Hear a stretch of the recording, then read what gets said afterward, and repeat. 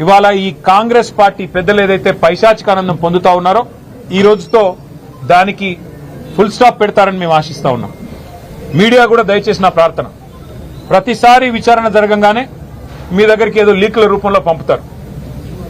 ఆ లీకులను దయచేసి విశ్వసించకండి.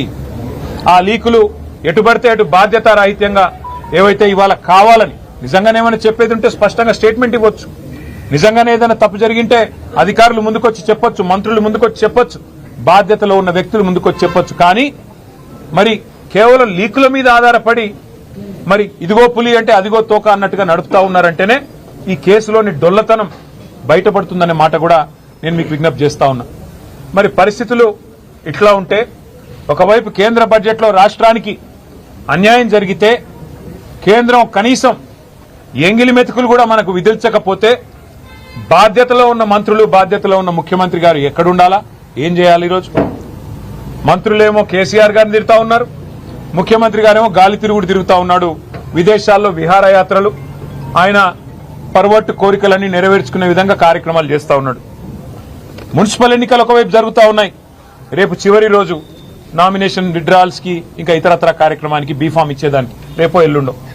అలాంటి ఈ పరిస్థితుల్లో మున్సిపల్ ఎన్నికల్లో ప్రధాన ప్రతిపక్షంగా మేము ఎక్కడికక్కడ పోరాటం చేస్తుంటే క్షేత్రస్థాయిలో మా ఏకాగ్రతను దెబ్బతీయడానికి, ప్రజల అటెన్షన్ డైవర్ట్ చేయడానికి మళ్ళీ ఈ కాక్ అండ్ బుల్ స్టోరీ ఒకటి తయారు చేసి ఏదో జరిగిపోయింది వాళ్ళ కేసీఆర్ గారిని ఏదో విచారిస్తున్నారు, గ్రిల్ చేస్తున్నారు అంటూ కథనాలు వడ్డించి వార్చిన మరి ఈ ప్రభుత్వ అధికారులు, వారికి ఇవాళ ఇతోధికంగా ఆదేశాలు ఇస్తున్న కాంగ్రెస్ పార్టీ పెద్దలు చూస్తూ ఉంటే మాకు అర్థం కావట్లేదు.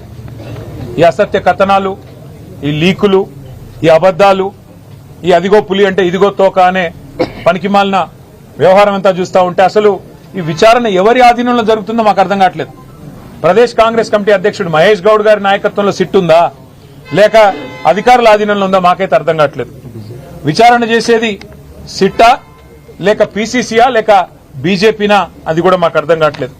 వాళ్ళ రాష్ట్రంలో ఎంత దయనీయమైన పరిస్థితులు ఉన్నాయంటే నిన్నటికి నిన్న హైదరాబాద్ నడిబొడ్డున కోటిలో సుల్తాన్ బజార్ పరిధిలో పొద్దున 8 గంటలకి తుపాకీతో కాల్పులు జరిపి లక్షల రూపాయలు దొంగలు ఎత్తుకొని పోయినా వారి గురించి పట్టించుకునే నాదుడు గాని, ఈ రాష్ట్రంలో ఇంత దిగజారిన శాంతి భద్రతల గురించి పర్యవేక్షించేవాడు గాని, సమీక్ష చేసేవాడు గాని ఈ రాష్ట్రంలో ఎవరు లేరు.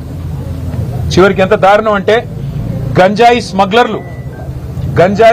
స్మగ్లర్లు ఈ రాష్ట్రంలో ఒక ఎక్సైజ్ కానిస్టేబుల్ ను బండి ఎక్కించి ఆ అమ్మాయిని చంపేస్తే కూడా ఈ రాష్ట్రంలో అడిగే నాతుడు లేడు, పట్టించుకునేవాడు లేడు. ప్రభుత్వం నుంచి స్పందన అనేది 0.